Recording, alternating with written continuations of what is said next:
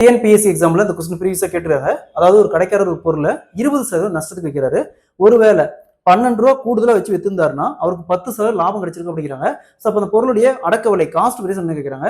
பர்சன்டேஜ்ல இந்த மாடல் சொல்லிக்கிறாங்களா எப்படி குயிக்கா சால்வ் பண்ண பார்க்கலாம்.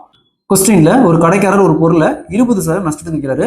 ஒருவேளை 12 ரூபா கூடுதலா வச்சு வித்திருந்தாருன்னா அவருக்கு 10% லாபம் கிடைச்சிருக்கும் அப்படிங்கிறாங்க. ஸோ அப்போ அந்த பொருளுடைய அடக்க விலை காஸ்ட் பிரைஸ் என்ன கேட்கிறாங்க. இந்த மாடல் சம் கேட்டாங்களா.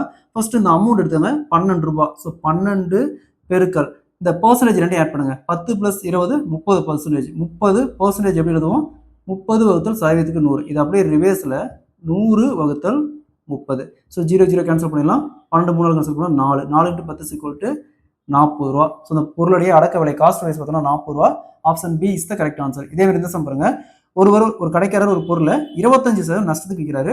ஒருவேளை 80 ரூபா கூடுதலா வச்சு வித்திருந்தாருன்னா அவருக்கு 15% லாபம் கிடைச்சிருக்கும் அப்படிங்கிறாங்க. ஸோ அப்போ அந்த பொருளுடைய அடக்க விலை காஸ்ட் பிரைஸ் நினைக்கிறாங்க. இதே மாதிரி இந்த சம்ம சால்வ் பண்ணிக்கிற ஆன்சரை கமெண்ட்ல போடுங்க. இந்த சம் ப்ரீவியஸா RRB எக்ஸாம்ல கேட்டிருக்காங்க.